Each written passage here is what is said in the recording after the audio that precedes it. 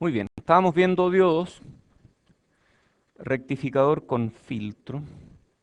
Ah, y habíamos quedado justo aquí, entonces vamos a recordar un poco esto de las fuentes. Hay esencialmente dos grandes formas de hacer una fuente de potencia, que ustedes terrícolas, por razones históricas, llaman fuente de poder. Y a estos cables, ustedes le llaman cable de poder. ¿Han cachado eso, no? ¡Ya tengo el poder! No, yo les llamo cables de potencia. Y la gente me mira un poco raro. He logrado cambiar un poco la cultura entre los alumnos, que ahora hablan de resistores y no de resistencia y todo eso. No sé si resulte, pero bueno. Fuente de potencia. Entonces aquí para evitar problemas puse fuente de alimentación. No, no era esa la intención. Puse fuente de alimentación, o sea que permite alimentar un circuito. Permite crear los rieles de alimentación, ¿sí? Entonces hay esencialmente dos formas. Una forma es hacer una fuente lineal y otra forma es hacer una fuente, ¿cómo era la otra? Conmutada o switching, conmutada. Por ejemplo, las fuentes de los computadores son fuentes conmutadas. Esta fuente que está acá, que entrega 19 volts y 4 amperes, me parece, 65 watts, 20 volts, 3,25 amperes. Esta fuente es conmutada. ¿Y cómo sé que es conmutada? Porque es livianita, esta no tiene un transformador adentro. em, Tiene transistores. Estas son súper eficientes, súper eficientes, pero son más ruidosas, tienden a ser más ruidosas. Y están las fuentes, como dije, lineales, que esas tienen generalmente un transformador que baja el voltaje hasta un nivel razonable. Luego tienen un puente de diodos, rectificador. Luego tienen un filtro.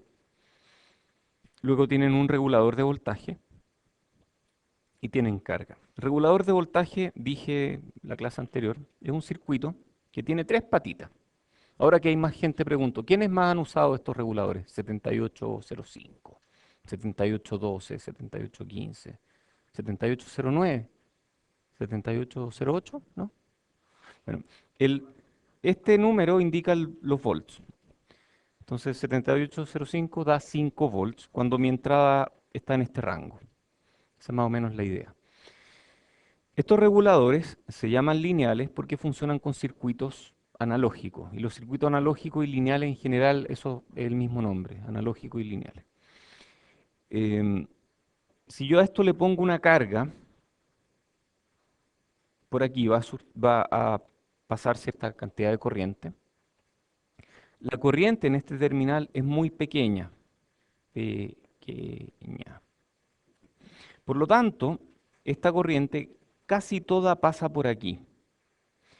Y este circuito, este elemento, este dispositivo, se convierte en una especie de resistencia que se ajusta automáticamente para que el voltaje en la salida sea 5 volts fijo. Entonces, una especie de resistencia que se ajusta. Y esa especie de resistencia que se ajusta, por ser un elemento resistivo, disipa. ¿Cuánto disipa? Bueno, la cantidad de corriente, I, que es la misma corriente que circula acá, prácticamente, por la caída de voltaje delta V. Y esa caída de voltaje, si este voltaje es fijo, 5 volts, y este voltaje puede ser en un rango entre 7,5 y 30, ¿qué me conviene a mí poner aquí para que este regulador consuma la menor cantidad posible de corriente, de potencia, perdón? ¿Ah? El mínimo, ¿cierto? O sea, ojalá apuntar aquí. Bueno, para darle este voltaje es que uno usa un transformador. Y uno usa un voltaje un poquito más grande. Ya vamos a ver por qué. No, en realidad les puedo contar al tiro por qué. El tema es este. Este puente rectificador produce un voltaje que tiene ripple, o sea, que tiene una forma de onda, después de pasarlo por un filtro. Yo quiero que el menor voltaje de ripple, el más pequeño, hasta donde llega al valor más bajo, que ese sea mayor que el voltaje mínimo que requiere este circuito para funcionar. Entonces voy a tener un rango en la entrada, voy a tener algo, una forma de onda, que va a estar entre ciertos dos niveles. Y yo quiero que el menor de estos se parezca a esos 7,5 volts y que el mayor sea ojalá lo más bajo posible. De esa forma minimizo el consumo, pero al mismo tiempo me encargo de que este dispositivo consuma la menor potencia. ¿Sí? Tiene límite hacia arriba y hacia abajo. Si entras 4,5 no te va a subir el voltaje. Ah, no, es que para mí límite para arriba es que si le meto más de 30 volts explota. Entonces hay límite superior y límite inferior. Allá primero.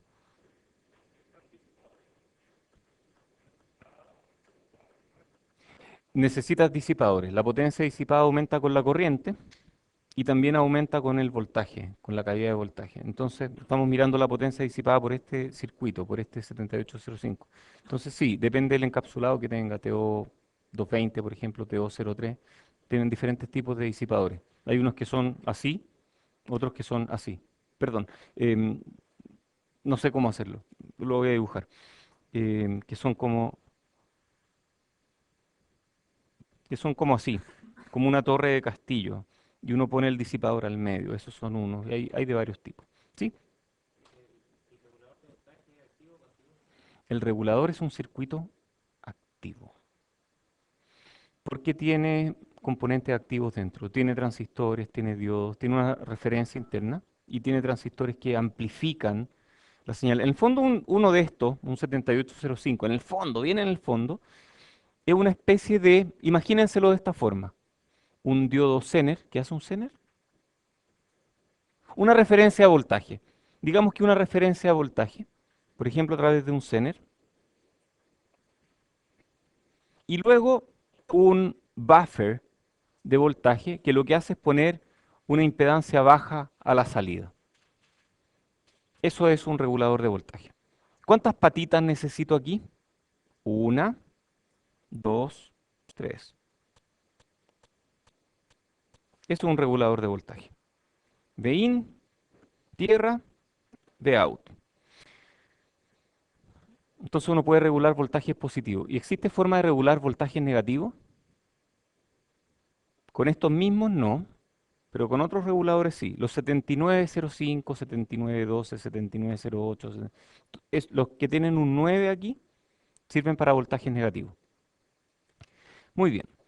Entonces hablamos de rectificadores sin filtro y llegamos a este, que es un rectificador con filtro.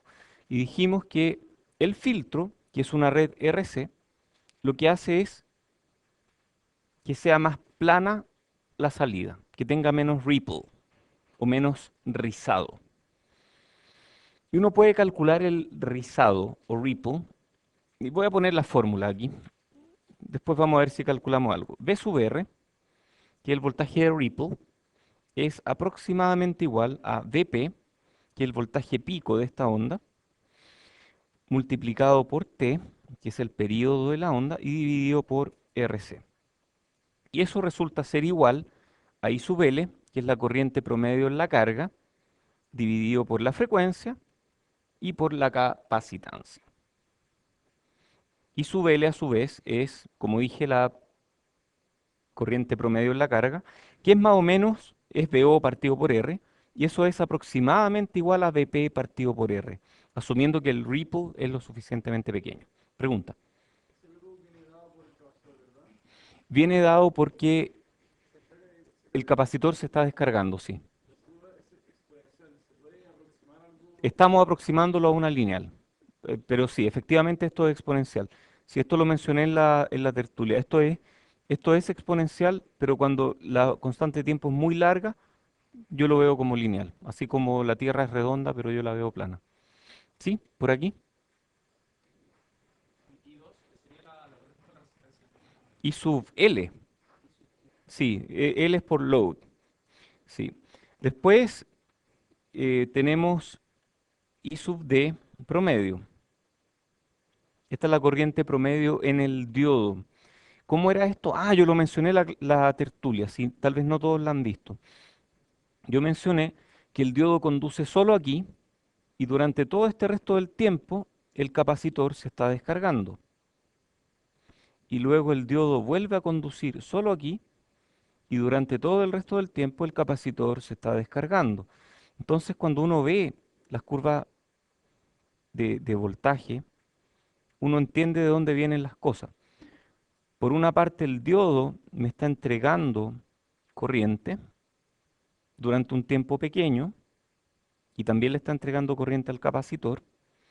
Y durante otro tiempo mucho más largo, el capacitor se está descargando en la resistencia. Entonces la resistencia recibe un relevo. El diodo le dice, te doy energía, o oso, te la empiezo a quitar. Y cuando se la empieza a quitar, el capacitor toma el relevo y empieza a entregar la energía que falta. Hay preguntas.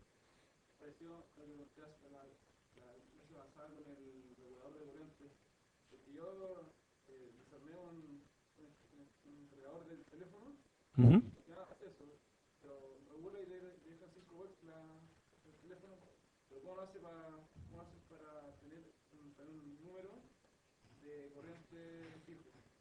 Oh, buena pregunta. ¿Cómo regulan la corriente? Porque están regulando, tú me dices regulan el voltaje, pero ¿cómo me aseguro que regulen la corriente?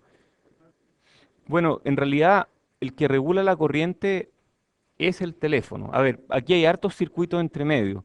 La salida de 5 volts que entrega el USB, por ejemplo, pasa por una especie de buffer que entrega 5 volts. ¿A qué corriente? A la corriente que me pidan. Voy a entregar 5 volts y la corriente va a ser la corriente que me exija la carga. La carga es un circuito de administración de potencia que está dentro del teléfono, que es un circuito inteligente que carga y descarga la batería. Y tiene que ser un circuito inteligente, porque cuando ese circuito falla, la batería se sobrecarga y ahora sí literalmente explota. O se sobredescarga, y cuando eso ocurre, literalmente no, se hincha. Se puede hinchar. ¿Han visto estas baterías hinchadas? Sí, esas son súper volátiles. Yo tengo de esas baterías porque vuelo aviones radiocontrolados que funcionan con batería eléctrica. Y cuando una de estas se hincha, uno se pone más nervioso porque no es una batería así, es un pedazo de ion litio, de batería o de polímero de litio. Y cuando uno pone en internet, en YouTube, Battery Fire o LiPo Battery Fire, es muy impresionante. Es muy, muy impresionante. Entonces el circuito que toma la energía de aquí y se la entrega a la batería es un circuito inteligente que hace varias cosas. Desconecta la entrada cuando la batería ya ha sido cargada. Y cuando la batería no ha sido cargada, le conecta la entrada, pero carga de dos formas diferentes. Carga por voltaje constante y carga por corriente constante. Son dos regímenes diferentes. Entonces, me dieron cuerda, voy a gastar un poco de tiempo con esto. Hay una corriente aquí, que es la corriente de carga. Por ejemplo, si una batería tiene 350 miliampere-hora, ¿cuánto me voy a demorar en cargarla si la cargo con 350 miliamperes de corriente? Una hora. Y si la cargo con 700 miliamperes de corriente, media hora. Así funciona exactamente. Estas cosas cargan más o menos para que la batería se cargue en una hora. Si uno la carga más rápido que en una hora, la batería sufre. Si uno la carga mucho más rápido que en una hora, explota. Y si uno la carga muy lentamente, la batería es feliz. Por eso es que las baterías grandes duran más tiempo, porque uno las carga y las descarga más lentamente. Entonces, la cargamos a la capacidad total en una hora. Y esa es la corriente. Y la batería va a ir subiendo su voltaje. Digamos que es de 3, ¿cuántos volts son las baterías? 3, no, son más. 3,7 nominal, pero llegan hasta 4,2 volts. Entonces esta cosa empieza a subir y cuando llega a 4,2, este circuito cambia su forma de operar y ya no se vuelve una fuente de corriente constante, se vuelve una fuente de voltaje y carga con voltaje constante y en ese momento la corriente, si uno, este es el voltaje, si uno grafica la corriente era constante originalmente y ahí empieza a bajar la corriente hasta que llega a cero. Y ahí está cargada la batería.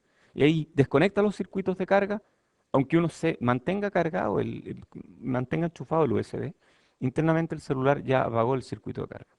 Celulares antiguos no hacían eso, cargando de una forma mucho más básica. Hay pregunta ya. La batería sufre porque está desarrollada con química y la química es relativamente lenta y la química requiere reacciones químicas que ocurren a una cierta tasa. Cuando esas reacciones químicas ocurren a una tasa mayor de la que están diseñadas para ocurrir, liberan gases, como por ejemplo hidrógeno. Y esas baterías liberan hidrógeno. Y el hidrógeno es altamente inflamable, es terrible, es como la mezcla perfecta, es espantoso. Así que, y yo tengo una en mi bolsillo, y tengo una aquí, y tengo baterías por todos lados. Y cuando viajamos en avión, llevamos baterías, y a nadie le importa, pero es un tema, sí.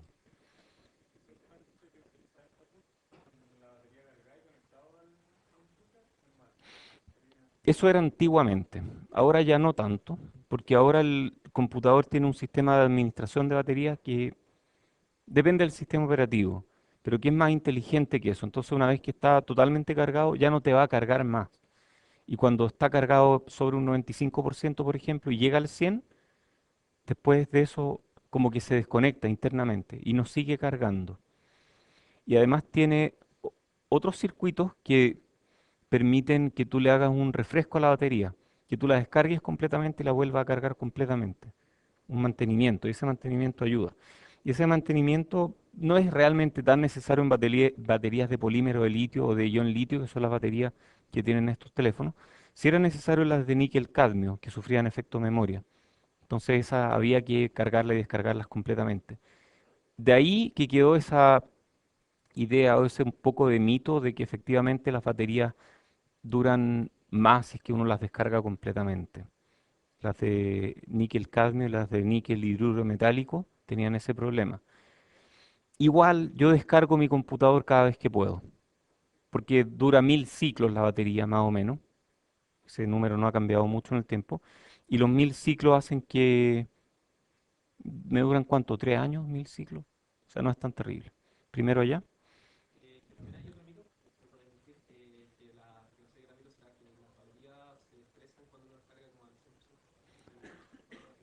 A ver, llegar hasta los 4,2 volts es como el límite. Tú no quieres pasar esos 4,2. Y realmente estás llegando al límite. No sé qué tan malo es para la batería. Si tú tocas la batería, se calienta mucho, especialmente cuando estás llegando a los límites. No soy experto en la química de las baterías, la verdad no puedo responder esa pregunta, pero sería interesante averiguarlo, si es que efectivamente se estresan más cuando uno las sobrecarga o las sobredescarga. Si las sobredescargas, ahí definitivamente las baterías pueden hasta echarse a perder. Si las bajas de 3 volts, por ejemplo, 3 volts es el mínimo, si llegas más abajo de 3 volts y quieres revivirla, tienes que hacerlo con mucho cuidado y con un cargador que te permita inyectarle corrientes muy bajas. Yo lo he hecho, pero con mucho cuidado y con baterías de aeromodelismo. Sí.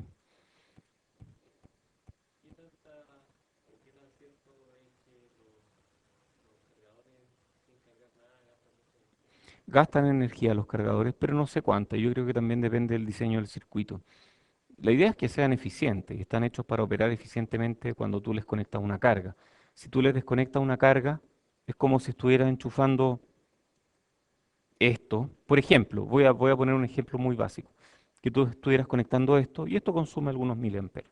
Y que tú estuvieras conectando el buffer a los rieles y eso también consume algunos miliamperes. Entonces, algo consume. Sí, algo, poquito. No sé cuánto es, habría que medirlo en cada uno de estos cargadores, porque todos deben tener eficiencias diferentes. Y probablemente sean unos pocos miliwatts, imagino yo. Y eso uno lo puede estimar tocando el asunto y viendo cuánto se calienta hacia el ojo. Y lo puedes medir con un amperímetro o con un wattmetro mejor. Ok, entonces puede no ser mucho. El problema es que tú cargas tu celular, digamos, 1 o 2 horas al día. Y el resto de las 22 horas del día estás consumiendo una energía que no estás usando en nada. Entonces, para evitar ese problema, yo me instalé una de estos zapatillas, les llaman ustedes terrícolas, que tienen hartos enchufes y tienen un switch. Y esas que tienen un switch, si uno la usa adecuadamente, porque tampoco la idea es llenar de alargadores, o sea, los alargadores no son buenos en general. Pero si uno tiene algunas instalaciones eléctricas de no muchas salidas y uno quiere poner más salida, Una forma práctica de hacerlo es con uno de estos alargadores que tiene varias salidas y que tiene un switch. Y uno lo atornilla. ¿Se han fijado que tienen para atornillarlo? Si uno lo atornilla queda mucho más seguro. Y si uno lo hace con cuidado, uno puede operarlos de manera segura. Y cuando uno no lo usa, uno apaga el switch. Es lo más fácil.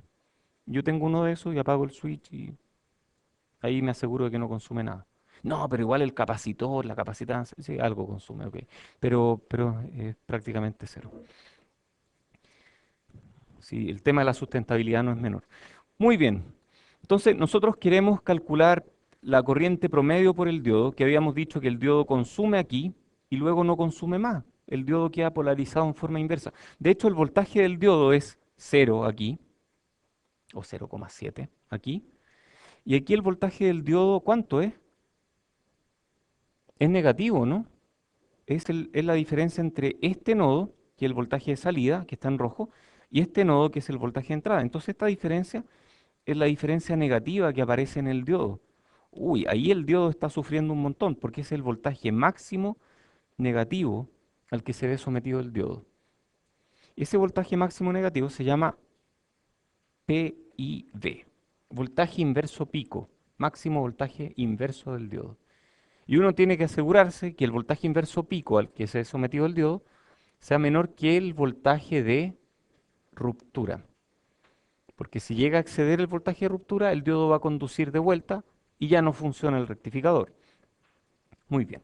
Entonces el diodo entrega una cierta cantidad de carga al capacitor y esa carga después se empieza a descargar todo el rato por aquí. Entonces la carga que se descarga aquí, que podríamos decir que es como corriente multiplicada por tiempo, esa es carga, ¿o no? Ya, pues ustedes saben estas cosas. Corriente multiplicada por tiempo es la carga. La corriente multiplicada por tiempo aquí y 2 T2, integral si quieren, de T, es igual a la corriente multiplicada por tiempo integrada aquí. Entonces, si este tiempo es cortito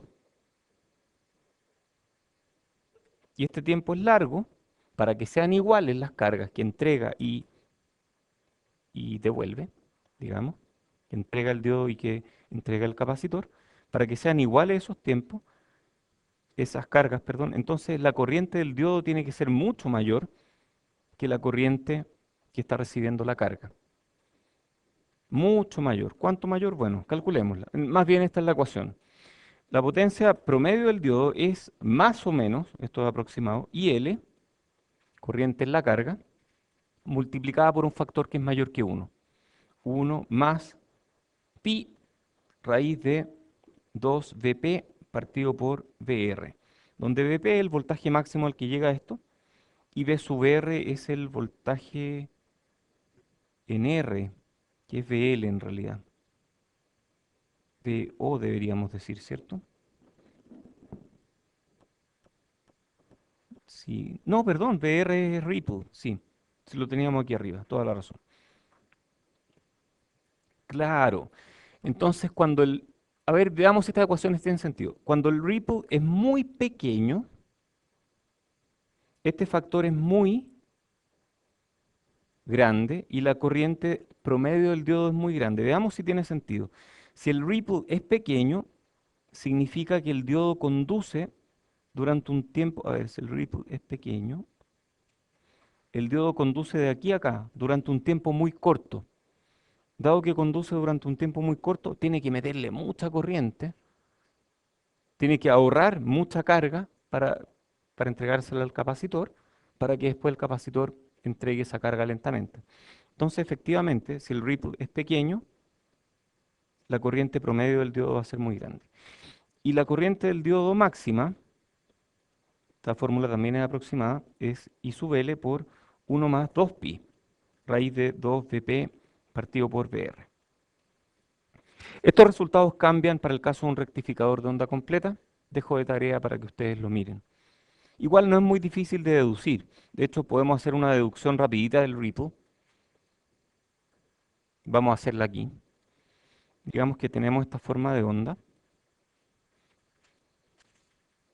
Así, les tinca, ¿no?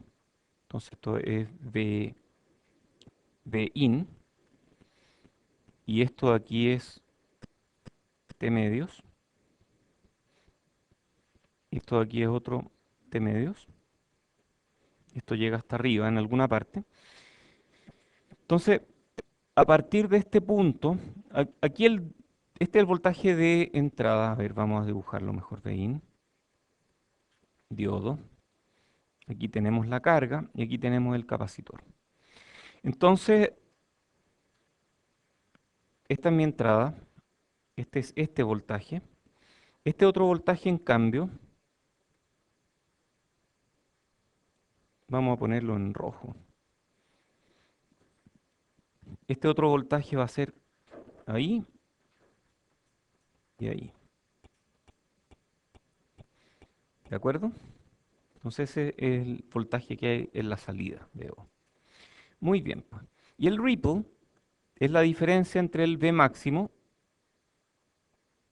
y el V mínimo. Ese es el VR. Y eso es lo que queremos determinar. Entonces, para determinarlo, tenemos que saber qué curva es esta. Y esta curva, efectivamente, es la descarga del capacitor en la resistencia. O sea, el diodo dejó de conducir. A partir de este punto en adelante, el diodo desaparece del circuito y el capacitor se descarga en la resistencia. Y en este punto, aquí, en este rango, el diodo sí existe. Qué feo el diodo. Ese diodo está cargando algo. ¿Sí?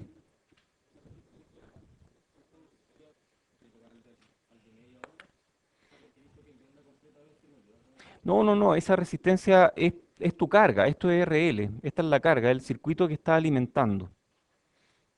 Esa no es necesaria en el circuito, eso es lo que tú alimentas. Muy bien, entonces esto estamos descargándolo aquí. Entonces esta curva que está aquí, sería el voltaje pico, el voltaje máximo. Entonces esa curva de descarga es Vp, ayúdenme, es la descarga de un capacitor en una resistencia, por E a la menos T partido por RC. Tan fácil es, tan fácil. Ya, muy bien. El asunto es que RC es tan grande, porque queremos que el ripple sea tan chico, que queremos que esta curva en realidad se descargue muy lentamente. Entonces, si RC es tan grande, yo puedo aproximar BP por E a la menos T partido por RC, usando Taylor, a, ¿qué cosa? A BP por 1 más menos T partido por RC. Punto. ¿Ah? Un término, así nomás. Entonces esto es lineal. Se descarga linealmente durante un tiempo muy corto. Entonces esa descarga, si parte en BP, y este tiempo, ¿cuánto dura?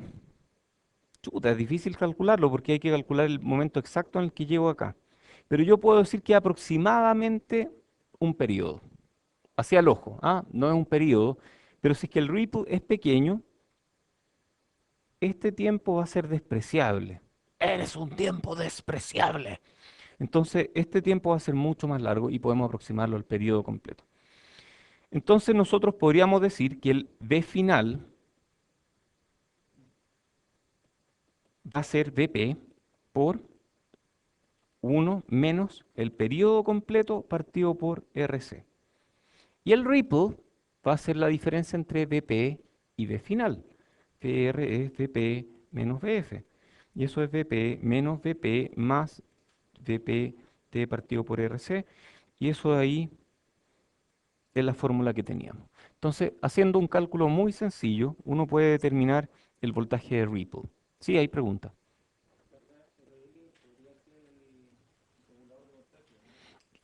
Tal cual, la carga RL podría ser un regulador de voltaje perfectamente. O sea, en este esquema, rectificador más filtro, la carga de eso es el regulador de voltaje.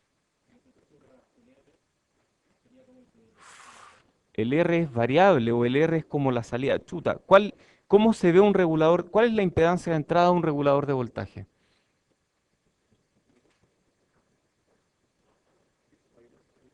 Es baja porque es mucha corriente, pero ¿qué tan baja es? ¿Cuánto es? Hay que calcularlo. Entonces la impedancia es la razón entre el voltaje y la corriente. O sea, la impedancia Z reg va a ser la razón entre el voltaje de entrada, Vin, que es el voltaje del puente rectificador más filtro, dividido por la corriente. Pero la corriente es el voltaje de salida del regulador dividido por la resistencia de carga. El voltaje de salida del regulador dividido por la resistencia de carga. Entonces, es una mezcla de cosas. Aquí estamos mirando que la impedancia de entrada del regulador depende de la resistencia de carga. Entonces, si yo le pongo una resistencia de carga muy chica, la impedancia de entrada del regulador va a ser chica. Si yo le pongo una resistencia de carga muy grande, la impedancia del regulador va a ser grande. Entonces cambia su impedancia. Muy bien. Oye, estas fórmulas no vale la pena hacer la derivación aquí, pero ustedes las pueden calcular y van a llegar a resultados como este. Esto mismo está en el Cedar-Smith, así que pueden leerlo ahí. ¿Sí? AB por average. Sí. Sí, oye, vemos que la corriente promedio del diodo es más o menos la mitad, porque hay un factor 2 aquí. Es más o menos la mitad de la corriente máxima. Y esto tiene una forma más o menos triangular. Muy bien. Otro tema, hay preguntas.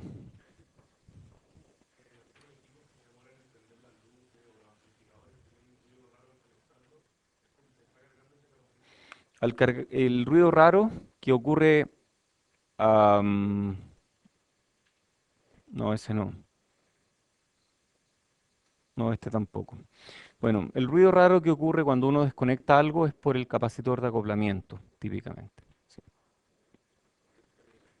No, ese es instantáneo, es en un ciclo ya tenía el voltaje final y va a tener un transiente inicial más difícil porque el transiente inicial tiene que cargar de cero hasta el valor máximo. Entonces el transiente inicial va a requerir más corriente, pero después de eso se mantiene en régimen. Sí. Muy bien. Oye, sigamos con esto. Circuitos limitadores de tensión o clamp. Estos circuitos limitadores de tensión son los típicos circuitos que permiten evitar, por ejemplo, algún problema cuando uno cortocircuita cosas que no debería cortocircuitar. Por ejemplo, un chip tiene entradas y dentro del chip hay circuitos que son sensibles a voltajes.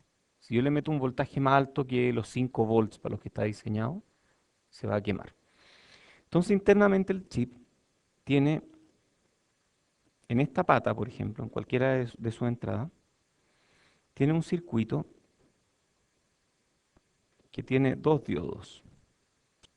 Este va a VCC o VDD y este va a tierra. Entonces, si yo le conecto bien el voltaje de alimentación y le conecto bien el voltaje de tierra, me aseguro de que este voltaje de entrada nunca va a exceder. ¿Qué voltaje? A ver, ¿cómo está funcionando esto? ¿Estos diodos conducen generalmente?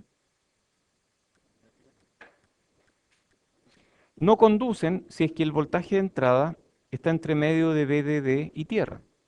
Pero si el voltaje de entrada excede VDD en 0,7 volts, este diodo conduce y evita que ese voltaje exceda 0,7 volts, exceda VDD por más de 0,7 volts. De la misma forma, este diodo no va a conducir a menos que Vin sea menor que tierra. Entonces, este simple circuito evita que el voltaje que le llega al chip exceda los rieles por mucho. Y ese circuito no aparece aquí, pero da lo mismo. Estos son otros ejemplos. Aquí hay un ejemplo que limita la tensión a 0,7 volts. Aquí hay otro que limita a menos 0,7 volts. Aquí hay otro que limita para arriba y para abajo, a más o menos 0,7. Este es típico de los distorsionadores de guitarra. ¿Alguien ha hecho alguna vez un distorsionador de guitarra, no? ¿Nadie ha hecho uno? Sí, hay hecho uno. Pero ¿viste en el esquemático que hubiera esto? Un diodo para arriba y un diodo para abajo. Estos diodos conectados en back to back, se llama. Lo que hacen es hacer que este diodo o este conducen si esta diferencia es mayor que 0,7 volts para arriba o para abajo. Entonces lo que hace un distorsionador realmente es convertirte una onda así en una onda así. Te la distorsiona. Y esa distorsión se escucha bien a veces. Sí. Así que, oye, ¿funcionó tu distorsionador? Ah, pero está bien. Oye, podemos compartir esas cosas. Así que si alguien quiere compartir algo también, experiencias con electrónica, por favor, hágamelas llegar. Y así uno puede llegar, estos son con Zener, a diferentes configuraciones de limitadores de tensión. Sería bueno que ustedes le echen una mirada a estos circuitos y vean cómo funcionan. Por ejemplo, ¿por qué este llega hasta 5? Ah, ¿cuándo conduce el diodo? El diodo conduce cuando este es mayor que 5 en 0. Ah, perfecto. Entonces uno puede entender cómo funcionan. Duplicador de tensión. No, uno puede hacer circuitos que excedan los rieles de alimentación. A ver, ¿cómo suben la escalera ustedes? Un paso primero y otro paso después. Entonces, con un paso ustedes llegan a una cierta carga de energía y luego el siguiente paso, otra carga de energía y el anterior no lo perdieron. Entonces, subir la escalera es como un diodo, porque si uno hace esto así en el aire, no sube ninguna escalera, pero si uno se apoya en un escalón, uno está aplicando el mismo concepto de un diodo, que deja pasar algo para un lado y no para el otro. Entonces, el circuito duplicador de tensión hace algo parecido. Tratemos de analizarlo en dos pasos. Así como está, es medio difícil verlo, pero la entrada es una sinusoidal que tiene un valor pico BP. Entonces, ¿qué es esto? ¿Qué es esto que está acá? Podría decir que un pasa alto, ¿no? Cuidado, un pasa alto es un circuito lineal. Este circuito lleva un diodo, por lo tanto es no lineal. No sabemos, todavía no lo hemos analizado. A ver, si estamos en semiciclo positivo, ¿va a circular corriente en esa dirección? No va a circular corriente. Si no circula corriente, ¿el capacitor cambia su voltaje? No, el capacitor cambia su voltaje solamente cuando pasan corriente por ahí. Semiciclo negativo, por aquí circula corriente.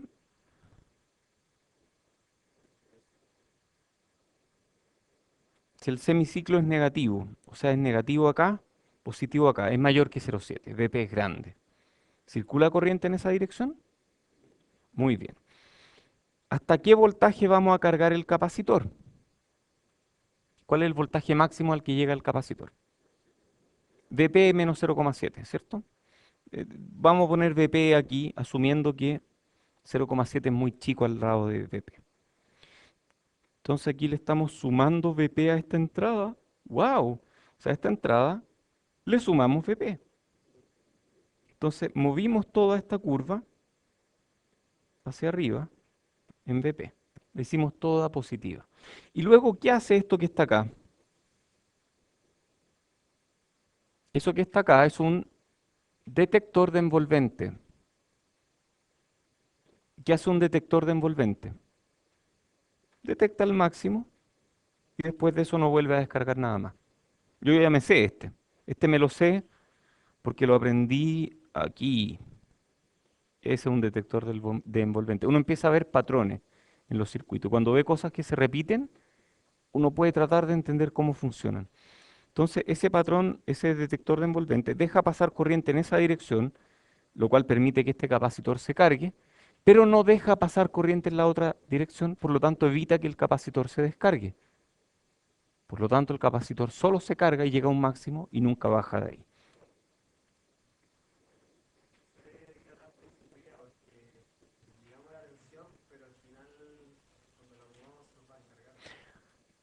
Buen punto. Si tú le pones un R aquí de cualquier tipo, va a tener unas formas de onda horribles y no no va a funcionar bien.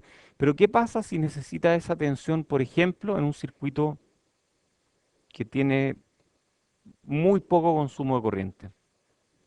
Muy poco. No, no, yo estoy pensando en un detector para un experimento de física de partículas, que por los cuales circula corriente solo cuando ven algo. Entonces ahí sí, ok, puede ser. Esos pueden funcionar. Oye, a ti deberían gustarte eso, pues si tú trabajáis con Samuel. Bueno, él no hace física de partículas, pero hace física.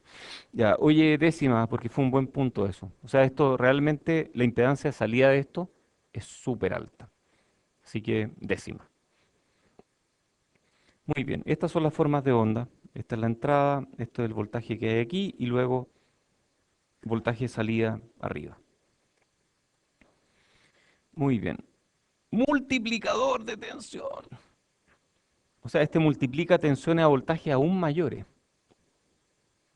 Y efectivamente, pruébenlo en Spice. Uno puede lograr voltajes extremadamente altos aquí. Y luego usar esos voltajes para acelerar partículas y obtener premios Nobel. Bueno, así lo hicieron ellos, por lo menos. Ellos dos hicieron este circuito y después obtuvieron un premio Nobel por los resultados, ¿sí?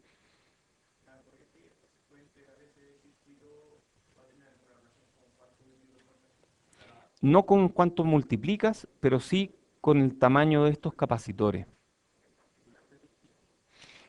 Depende cómo sea, pero en este caso, en particular del último. O sea, si tú cargas este último y lo usas como una batería, realmente, entonces puede exactamente igual. Tal cual, exactamente. Ajá. Hoy sería interesante analizar cómo crece el voltaje de salida, porque aquí se produce algo bien interesante que es como un divisor capacitivo. Tal vez esta podría ser mi pregunta creativa, ¿o no? Podría ser. No sé, voy a pensarlo, no estoy muy seguro, pero la voy a anotar porque después se me olvida. Voy a anotar que esta podría ser mi pregunta creativa. No creo que la haga, pero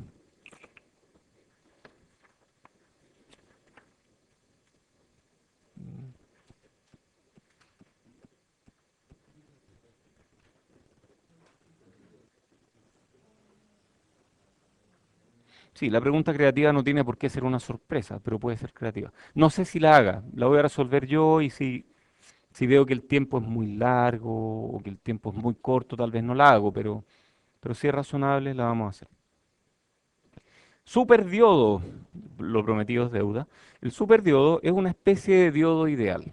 Yo quiero tener un diodo ideal que no tenga esta caída de tensión de 0,7 volts porque me afecta lo que quiero rectificar. Entonces, dado que no existe un diodo que no tenga caída de tensión, puedo usar un superdiodo que es esta configuración, que usa un op-amp. Entonces, cuando el voltaje de entrada, digamos que es mayor que 0,0, si es mayor que 0, si VI es mayor que 0, si este es mayor que 0, entonces, estamos en realimentación negativa, por lo tanto el operacional va a hacer todo lo necesario para que este punto y este punto tengan el mismo voltaje. Entonces, este VI mayor que 0 debiera aparecer aquí, aparece aquí, pip, pip, pip, pip, pip. Aquí aparece VI, entonces aquí tiene que aparecer VI más 0,7 volts. El operacional va a entregar eso para que la salida de O sea igual a VI. ¿Qué pasa si VI es menor que 0? Si VI fuera menor que 0, supongamos que el operacional está haciendo todo lo posible por que haya realimentación negativa. VI menor que 0, aquí aparece un VI, este VI es negativo y el operacional, ¿qué tendría que hacer aquí? Restarle 0, podrá hacerlo, ¿no? A ver, lo que estamos buscando es que, ¿cuánto es la salida? 0,7 sobre la entrada, porque este tiene 0,7. Pero ¿qué pasa si es que este es negativo? Por ejemplo, digamos que este es menos 1 volt. Si este es menos 1 volt, estamos haciendo una simulación en papel. Si este es menos 1 volt, y partamos con que este parte en cero, digamos que este parte en 0 volts. Si este es cero y este es menos 1 volt, la entrada diferencial es negativa. Y si la entrada diferencial es negativa, el operacional va a entregar una salida que es muy, muy negativa. Entonces va a tirar este voltaje a menos VEE. Si este es menos VEE y este es cero, ¿el diodo conduce? No conduce, por lo tanto se queda en cero. Entonces, no conduce para allá, conduce para allá. M igual 1, exactamente igual a 1. Este es un ejemplo, está en esta hoja de datos, échenle una mirada. No, que el profesor nos pone muchas lecturas. No, esto es para referencia a ustedes. Esto es un regalo que yo les doy. Para que no tengan que buscarlo después cuando quieran hacer un circuito y no estén dispuestos a mirar estas clases aburridas, métanse a este link y vean porque aquí hay un montón de aplicaciones que pueden ser útiles en el futuro. Y esto no entra en la prueba, no es parte de lo que entra en la prueba, pero puede ser útil.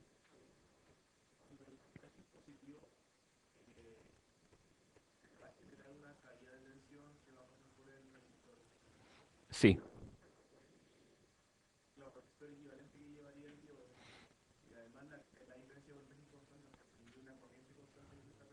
hay una corriente y un voltaje aquí. Sí, pero tu carga tiene lo que tú esperas que tenga. Pero ese offset no se va a ver en la carga. La carga respeta la ley de Ohm.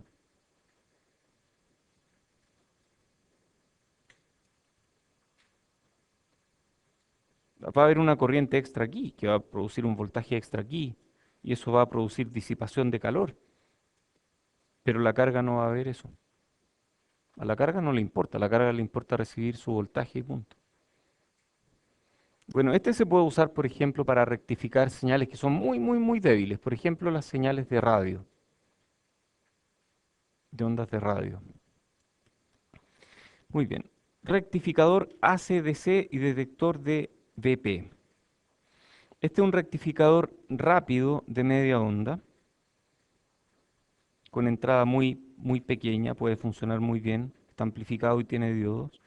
Este otro es un rectificador de precisión, este es un detector de voltaje pico. Entonces este guarda un voltaje máximo en algún capacitor, este no lo usen, en algún capacitor y eso eventualmente se va descargando, se podría descargar lentamente.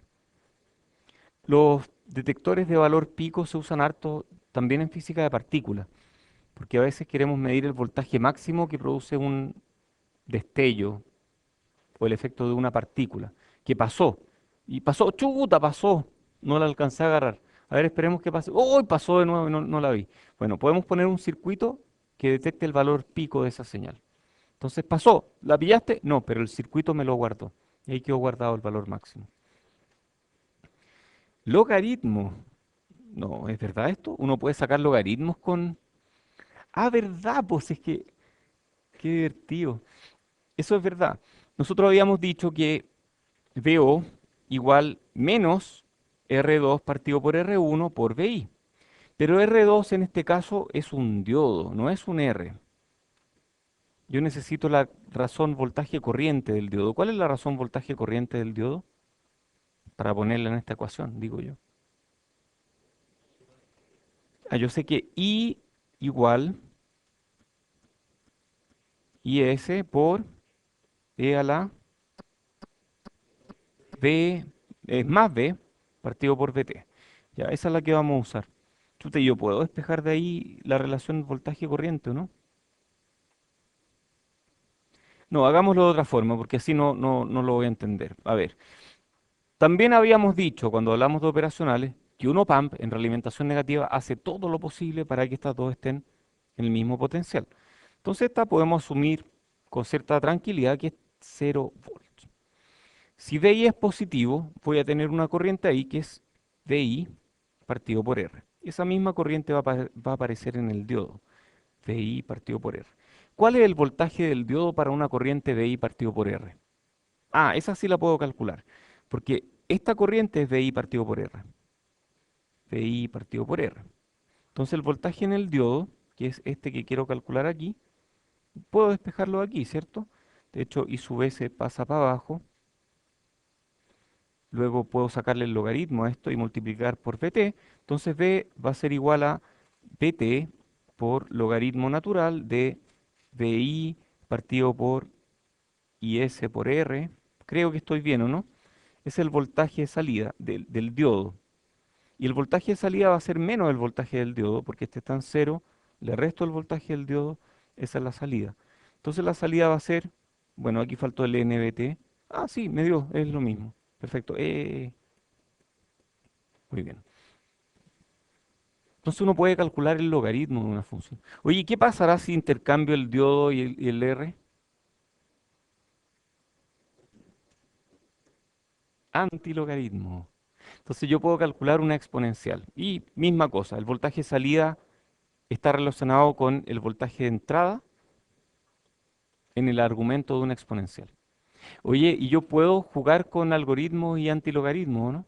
Dije algoritmo. Logaritmo y antilogaritmo, ¿no? ¿Qué se puede hacer si tengo el logaritmo y tengo antilogaritmo? ¿Ah? ¿Qué puedo hacer con eso? ¿Puedo dividir voltajes? A ver, ¿cómo podría multiplicar voltaje? Por ejemplo, le puedo sacar el logaritmo a un voltaje. El logaritmo del producto, el logaritmo de A por B es, ¿cómo era esta? Se me olvidó. ¿Era así? ¿Era así o no? ¿Y cómo era con exponenciales? Porque también había una con exponenciales, ¿cierto? Exp de A más B es exp de A más... Ah, esa es por. Sí, perfecto, ya. Ah, entonces, ahí sí, pues ya. Entonces yo puedo convertir sumas en productos y al revés productos en sumas. ¿Y yo puedo sumar cosas con operacional? Sí puedo sumar cosas, puedo sumarlas, por ejemplo, con un circuito sumador. Entonces yo podría sacarle algo el logaritmo de A, de una señal A, logaritmo de una señal B, sumarlas y luego sacarle el antilogaritmo a ese resultado y tendría A por B. Uno puede multiplicar señales de esta forma y funciona, o sea, no es un invento mío. Uno puede hacer amplificadores no lineales con diodos. Esta es muy divertida. Em, a ver, ¿cuál es la salida aquí? Veo igual menos R2 partido por R1 por BI. Muy bien. ¿Y qué pasa si DO excede 0,7 volts? Podríamos hacer algo divertido, porque este es cero, este de aquí es 0 volts. ¿Y qué pasa si VO excede 0,7 volts? Cuando VO exceda 0,7 volts, yo puedo activarle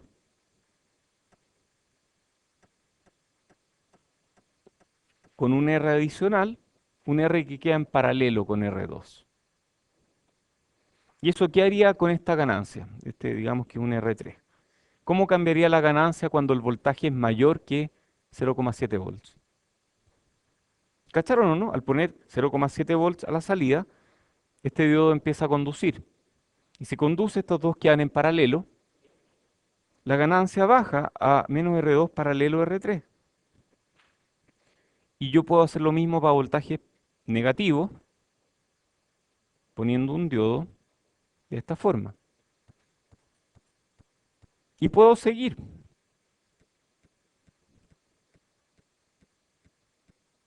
y hacer curvas no lineales,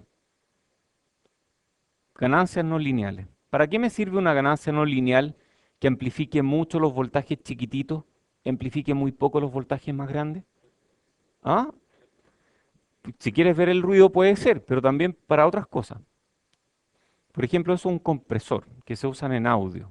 Compresor no en el sentido que comprima en pocos bits algo que ocupa muchos bits, sino que un compresor que comprime el voltaje. Los voltajes altos no los amplifica mucho, los voltajes bajos sí los amplifica. ¿Cómo? Es como un cambio de escala un poco, sí. Y cambia el sonido, cambia el color del sonido también. Un compresor en música, por ejemplo, ¿sí?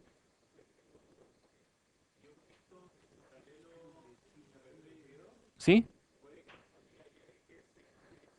Oh, ese es un tema muy importante. Tú dices, chuta, ahí va a haber un... ¿Qué pasa? ¿Qué pasa primero? ¿Qué pasa después? Bueno, yo he hecho estos circuitos, los he implementado y lo que obtuve era esto. Esa es la curva de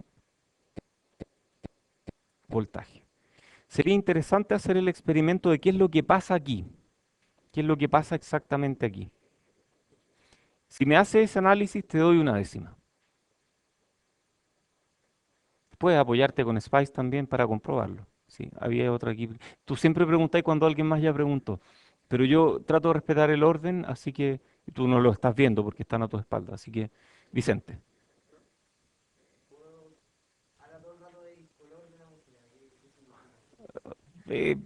A ver, la apreciación musical es algo súper subjetivo. Nadie está. Entonces puede significar cosas distintas para ti que para mí. Así como el color azul, yo lo puedo ver distinto, aunque creemos que lo vemos igual. Pero puede que lo que yo percibo como azul sea distinta a tu percepción del azul. ¿Y cómo es la percepción de la izquierda y la derecha? Tú podrías decirle a una persona en otro planeta, si te pudieras comunicar con esa persona, qué es izquierda y qué es derecha. ¿Podrías decirlo, no? No, que no se puede. Bueno, la física tiene una asimetría que permite que a otra persona en otro planeta que no conoce lo que es izquierda y derecha, tú le digas qué es izquierda y qué es derecha. ¿Ah? Tampoco va por ahí. No sé exactamente qué es, pero lo leí hace poco y me quedé para adentro. ¿Sí? Ah, perdona, si alguien quiere saber, lo leí en un libro de Richard Feynman, que es un gran físico que ya se murió, pero es como ídolo, ídolo Richard Feynman.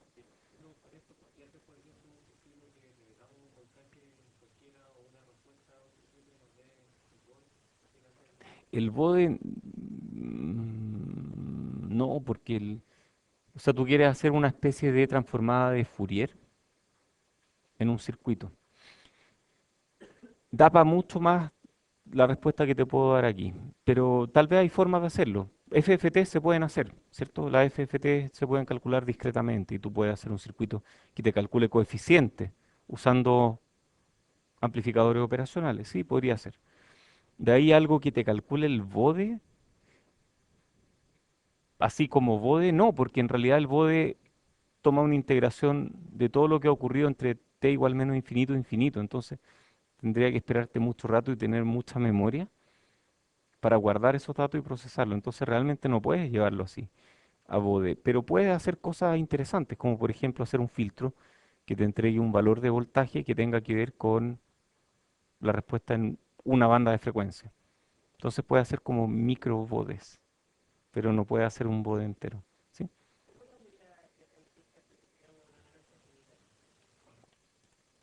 No, no me pongáis amplificadores operacionales no ideales. Cambia un poco, se vuelve un poco más baja, pero no cambia tanto. Y para ganancias mayores que 1000 da lo mismo. Y los operacionales tienen ganancias de 1 millón. Así que realmente da lo mismo. Dios en la práctica, wow, estamos llegando lejos. ¿Hay preguntas? ¿No? Te quedaste pensando, ¿no? Vas a empezar, ya lo estás haciendo. Buena, buena, ya. Vamos por esa décima. Muy bien. Oye, hay hartos tipos de diodos. Esta lámina la pongo aquí un poco para que ustedes tengan una idea de qué diodos existen. En el pasado he dicho ya, voy a decir los más importantes y termino diciéndolos todos, porque todos son importantes, todos permiten hacer algo. Entonces uno puede ir a Casa Royal y comprar un diodo rectificador.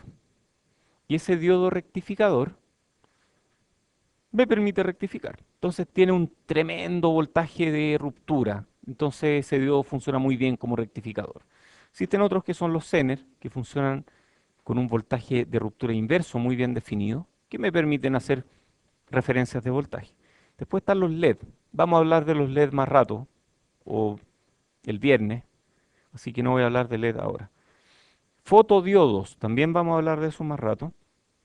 Optocuplas vamos a hablar. Diodo láser, wow, que me permiten. ¿Qué permite hacer un diodo láser? Ah, esos punteros láser, ¿cierto? Pero además se pueden hacer más cosas con diodos láser. Se puede, por ejemplo, fabricar piezas con una ruteadora láser. Eso es muy divertido. Diodo Schottky o diodo de barrera Schottky son estos que tienen una barrera metal semiconductor que permiten un voltaje de caída de tensión muy pequeño. Entonces se ocupan harto en rectificadores de precisión, protección de ESD. ¿Qué es ESD? Electrostatic Discharge. Electrostatic Discharge. Es la descarga electrostática que ocurre, por ejemplo, cuando me peino y después toco un chip. Por eso nunca me peino. Después viene, vamos a hablar de celda solar, Varactor o Varicap.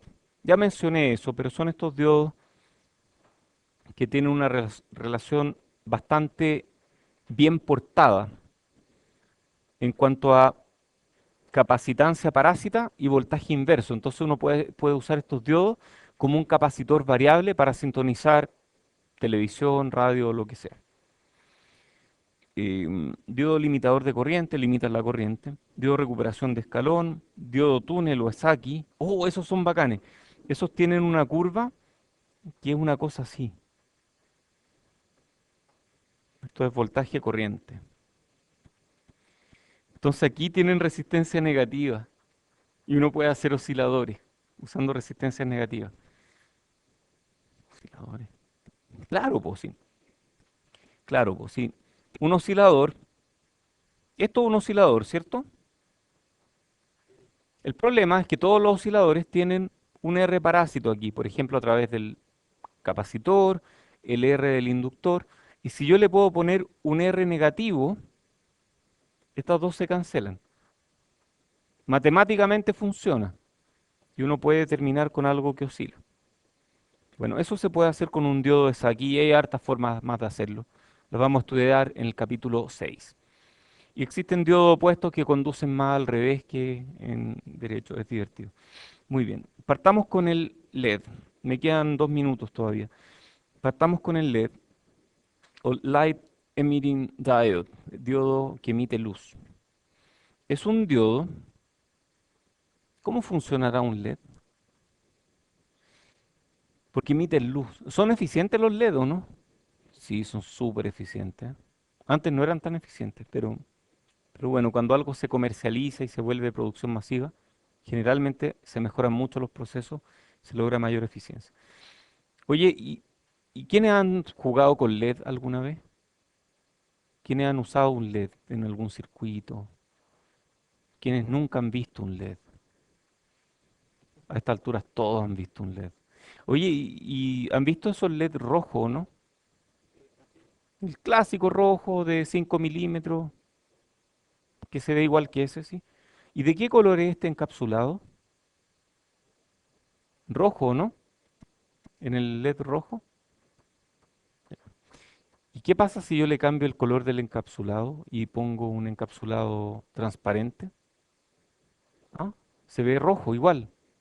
¿Y por qué se ve rojo? O sea, el encapsulado no es lo que hace el color del LED. Capaz que el encapsulado sea para que yo me acuerde que ese LED es rojo, porque si después se me olvida y no tengo cómo probarlo. Ah, ahora sí se acabó la clase. Bueno, dejémoslo aquí. Nos vemos el viernes probablemente. Si no, si no vengo yo el viernes va a venir un ayudante. O nos vemos el lunes.